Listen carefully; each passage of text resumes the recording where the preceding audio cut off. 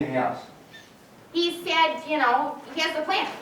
My plan is to catch your boss, Avery Bancroft, bribing the Objection, Your commissioner. Honor. Relevance, same exact ruling you made before. Mickey Keenan's plan, whether he had a plan to catch Avery Bancroft with something, is entirely inadmissible. May I be heard on those grounds, Your Honor? What your previous ruling was that evidence that Mickey Keenan induced Avery Bancroft is inadmissible because it's substantially more prejudicial than probative. We're not introducing any of that evidence. What this witness is saying is that in a meeting with just the two of them, this officer was saying that he had a plan to catch Avery Bancroft, give him a bribe. At that point, it just goes to the credibility of the witness. Response, Your Honor? The credibility of the officer? Yes, Your Honor. The credibility of the officer, whose credibility is relevant because he testified earlier today. Response, Your Honor? I believe your ruling was actually a bit more expansive than that, Your Honor. You said that the vehicle as to how the bribe could come about, whether Mickey Keenan had a plan for Bancroft to give this bribe, things like that, that was inadmissible. The only thing that's relevant is Ms. Covington's mental state and whether she took that bribe on April 16th, not how Mickey Keenan tried to push the bribe. And this witness just testified that it was Mickey Keenan's plan to catch Bancroft bribing Covington. That was inadmissible as per your prior ruling, and once again, substantially prejudicial because it's going to prejudice the jury against Keenan. May I be heard briefly, Your Honor? Yeah, fine. This witness is not going to testify, about any of the interactions between Officer Keenan and Mr. Bancroft. She's not going to say that Officer Keenan threatened Mr. Bancroft, that Officer Keenan suggested that he would have to give a bribe, but certainly the fact that this witness, before this investigation even began, already had a preconceived notion that a bribe was going to take place goes to his credibility. It doesn't elicit any sort of prejudicial effect on this officer inducing Avery Bancroft to do anything. And so, because that bar for 403 is so high, certainly its probative value does outweigh its substantial prejudicial effect. Okay. I agree this is a close call, but consistent with my earlier ruling, this I don't believe related at all to Ms. Covington's state of mind, the reasons why she did or didn't accept the bribe, it being irrelevant as to the entrapment defense. I'm going to sustain the objection. Move to strike. Yes. What did Officer Keenan ask you to do specifically? Set up meetings between my boss, Avery Bancroft, and the commissioner. What are you thinking at that point? Oh, I was super gung-ho. I mean, set up meetings, that's what I do all day. I'm an expert at it. Plus, it would look really good on my resume, you know what I mean? Like, assistant to an undercover officer, Mickey Keenan, you know, February to June of 2016. That's a conversation starter, let me tell you. So how many meetings did you end up setting up, ma'am? 2. When were these meetings? April 13th and April 16th. Let's take them one at a time. April 13th. How did that meeting start? Let's see. So Covington comes in and she wants to hear about the proposal. So then there's a lot of talk about the proposal. And, you know, my eyes are kind of glazing over. And I'm like, okay, when's this going to get exciting? So Does the topic of the conversation ever change? yeah, so I start sort of steering it in the right direction. And then Mr. Keenan starts. And then there's some sort of negotiation that's going to happen. Well, what exactly happened? What did Mr. Bancroft say? Mr. Bancroft said that there were going to be a lot of reasons to vote for that proposal. What specifically? He was asking for a concert venue, all sorts of different things. Mr. Bancroft, sorry. What did Mr. Bancroft say to Ms. Covington? Oh, Mr. Bancroft was saying, you know, how about maybe 100,000 reasons, something like that. How did Ms. Covington react? She said, no, I don't know why people get ideas like that. Where did the conversation go after that? Objection, hearsay. May I be heard? Yes. We believe the first part, the no, is a verbal action. We believe that's admissible. The second part, I don't know where people get ideas like that. That's not a verbal action, and that's hearsay, Your Honor. We ask that to be straight. What truth value is being asserted in that statement? Oh, that Chase Covington doesn't know how people would believe that she'd be willing to accept a bribe. That's something that they've insisted throughout their opening and throughout their case in chief. Chase Covington's very ethical, something like that. That's a truth value it asserts. Your Honor, I'll let you respond. it doesn't matter whether or not Ms. Covington actually didn't know where people got these ideas. That's not the truth that we're trying to assert here. What we're trying to assert is that she responded to those offers with a vigorous no. Agreed. In that case, it would be negative 50 exceptions. So Yes, Your Honor. so So after Ms. Covington turned down that offer, where did the conversation go from there?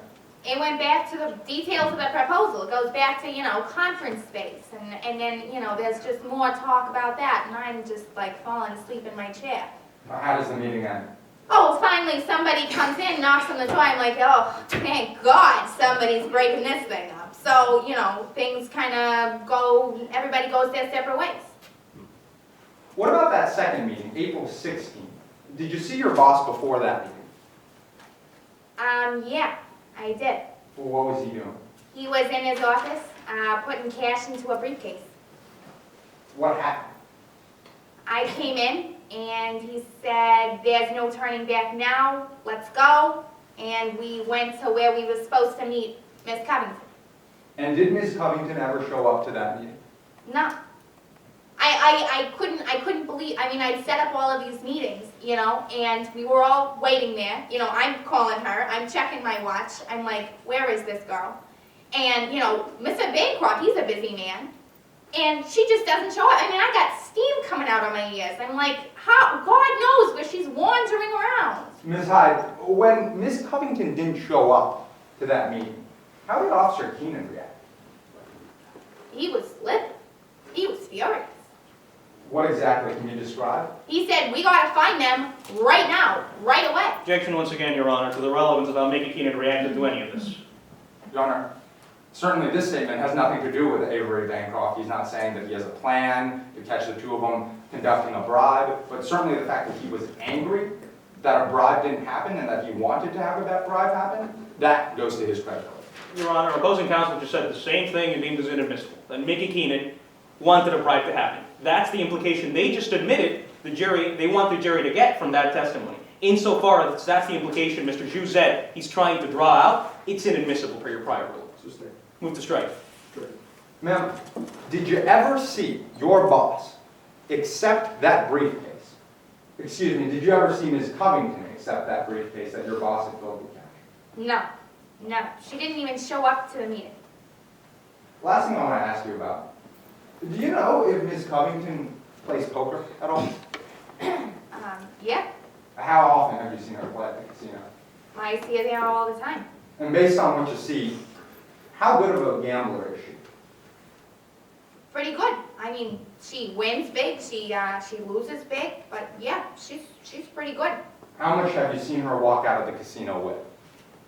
A lot of cash. I mean, more than I make in 1 or 2 years, that's for sure. Hundreds of thousands of dollars, I'd say. Thank you, ma'am. Nothing further. Cross-examination, Your Honor. Yes. Good afternoon, Ms. Hyde. I just have a few questions for you today, okay? Sure. You said you work for Mr. Avery Bancroft. That's right. Mr. Avery Bancroft, he runs a casino, He does. and you are his executive assistant, right? Yes. You two oversee that casino together. Oh, I wouldn't say that. You help him oversee the casino. I do what I can. Ma'am, do you know anything about some April 6th publicity event? An April 6th publicity event? That sounds like something we would do. Sure. Did you include that in your affidavit? No, I don't think so. I didn't talk about any of the events that happened at the casino. Did defense counsel call you and ask you to make some sort of statement about a publicity event on April 6th? No. Did they ask for a deposition from you? They made me do a statement. So an affidavit where they didn't ask you anything about some sort of April 6th publicity event, right? Like I said, no. I mean, I want to talk to you about one of the meetings you went to. You said on April 13th you attended a meeting, right? Right. It was a meeting with yourself, your boss, Mr. Bancroft, the defendant, and Mickey Keenan. That's correct. Now, you said that meeting started off pretty normal, right? Just proposal talk. Yep. But at one point, the defendant said, I'm going to need some more good reasons to vote for your proposal, right? Yes. And that's when your boss, Mr. Bancroft, said, how about 100,000 reasons, right? Right. That's when Miss Covington said no. Oh, man, that's not all Miss Covington did, actually, right? At that point, yeah. You would say Miss Covington looked around the room first, right? Yeah. So she froze and looked around the room. Yeah, she Objection? seemed confused. Counsel's testifying. The witness just said, the previous question was, she looked around the room, and the witness said yes. And then counsel just said, so she froze and looked around the room. He's testifying to that first portion of the statement. This cross, those who disagree. So like you just said, ma'am, you said yes. She froze and then looked around the room. Yeah. And you describe her as suddenly being taken aback, right? Yeah, I think it hit her. It was like, no. Ugh. And only then, after looking around the room and suddenly being taken aback, is when she said, no, nothing like that, right? That's right.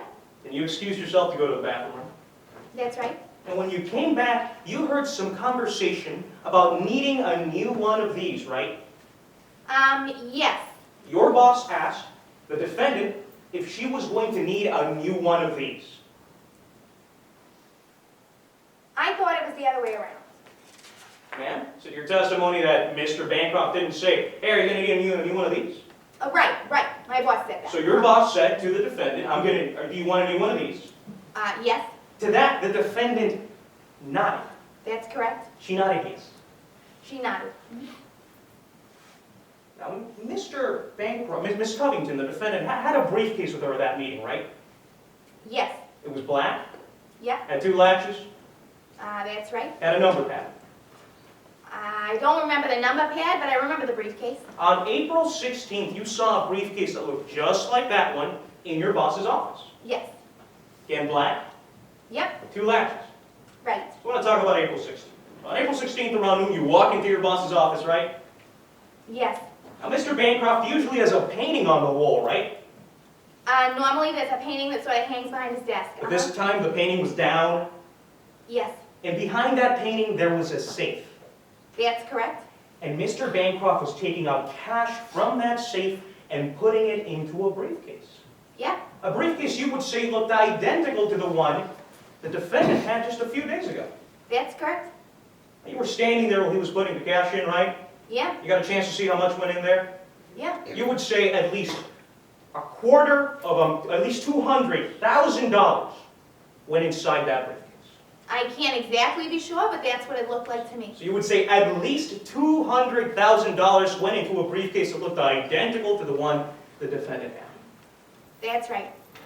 And then the defendant headed to a meeting with Chase Covington. Objection? I'll rephrase. Avery Bancroft headed to a meeting with the defendant. Well, she was trying to get there, but Miss Covington didn't show up.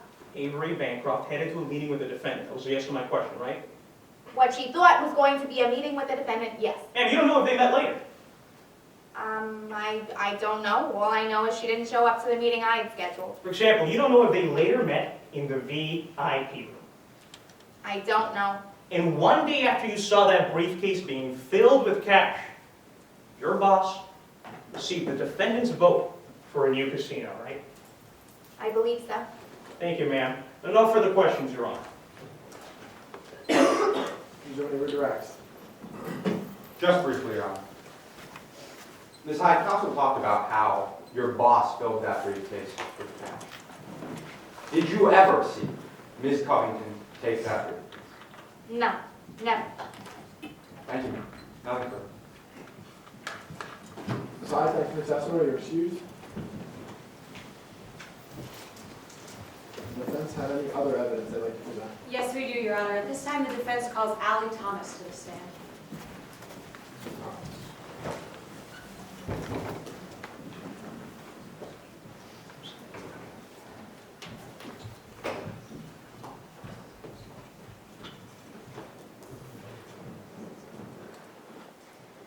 Could you please introduce yourself to the members of the jury? Yeah, hi, I'm Allie Thomas. What do you do for a living, Mr. Thomas? Well, primarily I'm a student, actually. I'm a student over at the Midland State University in applied mathematics. But secondarily, I'm actually a card dealer over at the Black Bear Casino, so, gotta make some money on the side. But anyways, just this, temporary job till I get my adjunct professorship. Well, how long have you been working at the casino? Not too long, a little while, maybe about a year or so, a couple years. Do you know the defendant in today's case, Ms. Chase Covington? Yeah, I know her very well. She comes in, plays at my table in the VIP room a lot. Yeah. Mr. Thomas, from what you could tell, is Ms. Covington a good gambler? Yeah, she's pretty good. Yeah, I would say. I mean, sometimes she wins, really big. Sometimes she loses big too. I mean, I remember one time we were playing. She doubles down on like 10 of clubs with 3 of diamonds. You don't want to do that. But anyway, I think next week she won the whole table. So, sometimes she was really good, yeah. Well, we've heard some testimony today that Miss Covington was at the casino on April 6th. Do you remember seeing her there on that day? Yes, I recall. I very much do. I was still on that day. What was she doing? She was just playing right at the table, just right next to mine. Could you tell if she'd won any money? Yeah, it looked like she did. It looked like she won a lot of money, yeah. Well, how could you tell that? Well, I'm just dealing out the cards, just right at my table, and all of a sudden there's all this commotion. I'm like, what's all this commotion? So I look over at the table, just right to the right of mine, and she's got this big, just honking stack of chips right in front of her, and people are slapping her on the back, cheering for her. It looked like she won a lot of money. Could you tell about how much money she won? I couldn't say for sure, no, but she had red chips and blue chips, some of the bigger chips. Looked like a lot more than my salary, hundreds of thousands. Objection, Your Honor, speculation may I be heard? Sure. The witness just said that he didn't know how much money she had won. He didn't see it. For him to testify that there was more than his salary is speculation. May I respond? Yes. What the witness in fact said is that he doesn't know for sure exactly how much money she'd won. But he did say that he was able to see the chips that were on the table. So he can certainly approximate about how much money she'd won given what he saw on the table. And Ms. Ellis, I agree. He testified as a dealer at that casino. He knows that those are large value chips. He can approximate how much money that is. You're free to cross-examine him. Sure. So were you able to get a sense of about how much money she had won? Yeah, it looked like a lot. Hundreds of thousands maybe. I don't know, just more than my salary plus tips for sure. Well, let me ask you this. Would winning, say, $255,000 be out of the ordinary for Miss Covington? No, I don't think so. Like I said, sometimes she won really big. There are infinite possibilities, obviously, right? But this possibility seems quite possible. So, Mr. Thomas, I want to ask you about the afternoon of April 16th. Did you see Miss Covington on that afternoon? 16th. Yeah, I remember seeing her. Yeah, I remember seeing her on the 16th. What was she doing then?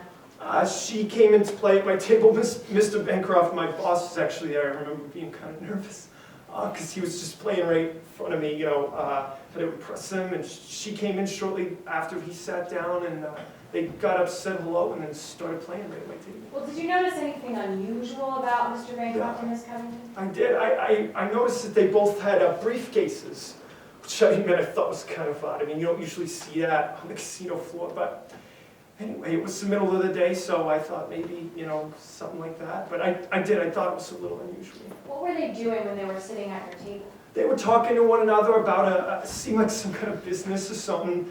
Bancroft, he was talking about what colored tiles he wanted. I remember that, something like that. But it seemed like they were talking about something, came to some agreement. I'm not really Well, sure. did you hear them say anything about money? Anything about money? No, I don't think so, no. At any point while they were sitting at your table, did you see either one of them reach under the table? No, I didn't see anything like that for the entire time they were sitting there before they left. In the business, we're supposed to be watching their hands, because you got to make sure they're on the green felt, above the table, so there's no chip shuffling or any kind of fun business going on at the table or anything like that. So anyway, I was watching their hands, just making sure their hands were right there, and I promise I just didn't see any kind of reaching or anything like that at all. What happened when the two of them stood up? Miss Covington, she's the one who left first, I remember that, and she just reached right under her individual chair where she put her briefcase when she walked in, and she grabbed it and just walked out. That was all I saw. So at any point, did you see the defendant and Avery Bancroft switch briefcases? No, like I said, I promise, and it's our job to be watching them to make sure nothing funny is going on, any kind of cheating of any kind. I know saying this on Channel 9 News and whatnot, but I promise I just didn't see anything like that at all. No yoga, nothing under the table. I was watching their hands.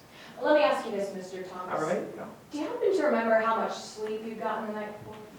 How much sleep I got? Oh, it's just my usual, so, 8 hours, 45 minutes. And while Avery Bancroft and Chase Covington were sitting at your table, Well, I was sitting there. about how far away from them were you?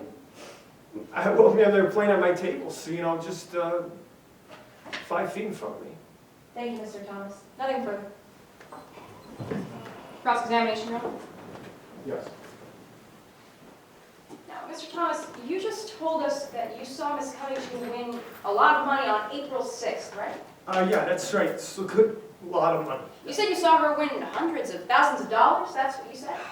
I don't know for sure. I think it was probably up there, though. So you think she won up there around $100,000? Yeah, up there. A lot more than I make. Yeah. You actually saw Miss Covington just 1 week after you say she won all that money.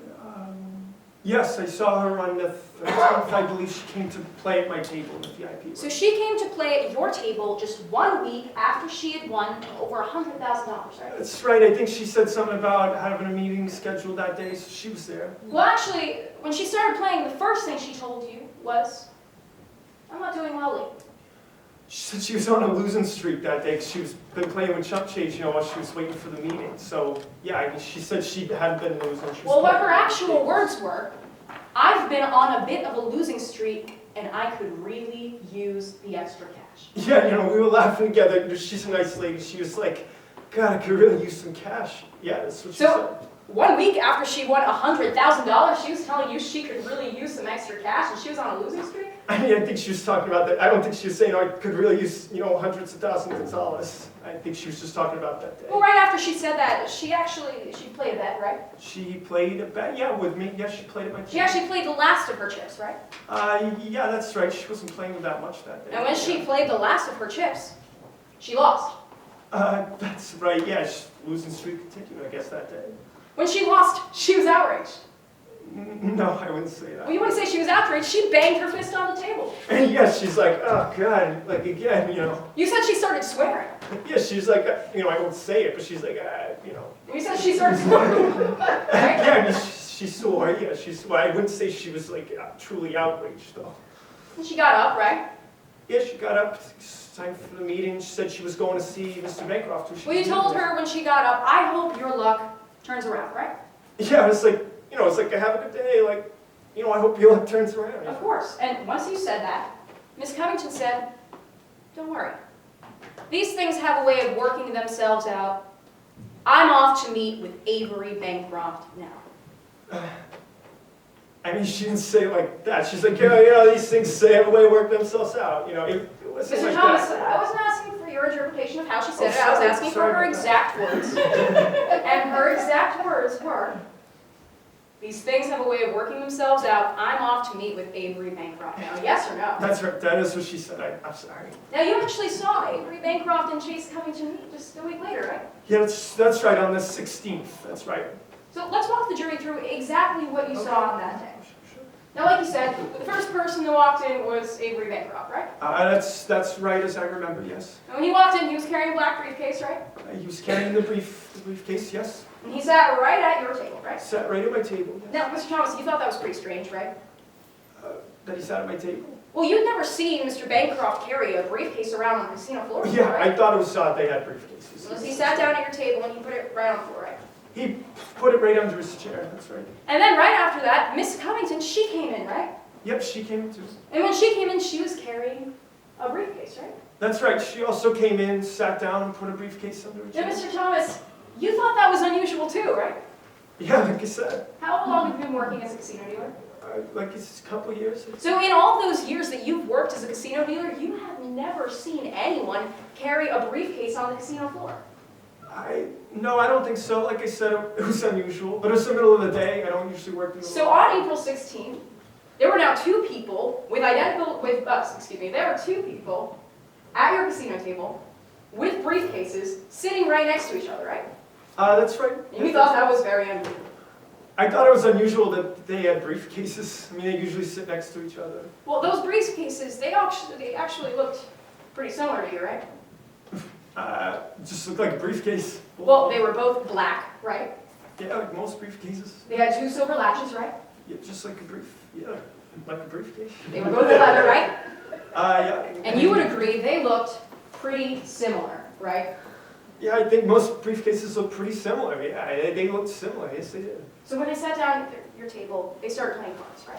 Yeah, that's right. I dealt out a hand to them, and they just started playing. They were talking to each other. Now, you would say while they were playing cards, they seemed a little bit distracted to you, right? A little distracted, yeah. I mean, they were talking about business, the colored tiles and whatever, and yeah. Well, they were also losing a fair amount of money during that game, right? Not a lot of money, but they were losing some money. Yeah, I think they were focusing on the conversation, whatever it was. Well, the conversation you actually heard Avery Bancroft lean over to Chase Covington and say, "Shall we do this?" Right? Yeah, at the end of the meeting, I remember that. That's right. And then Miss Covington said, "I think so." Right? That's right. I think so. Yeah. And then she picked up one of those black briefcases and she walked right out of the VIP room, right? She just reached right under her chair and grabbed the briefcase. and Now, walked Mr. out. Thomas, you think it's possible that Avery Bancroft and Chase Covington switched briefcases that day, right? Right. So, like I said, I heard this on the news. I'm like, gee, maybe it is possible at first, because I'm thinking, they both had briefcases. But then I'm like, I didn't see anything like this at all. There's no switch in, no lean in, none of it. Well, actually, Mr. Thomas, you would say, based on what you saw, it makes sense to you that the two of them switched briefcases that day, yes or no? Because of the briefcases, yes. Not because of what I saw them do, though. But yes, you're right. Because Thank you, of the Mr. Thomas. I have no further questions.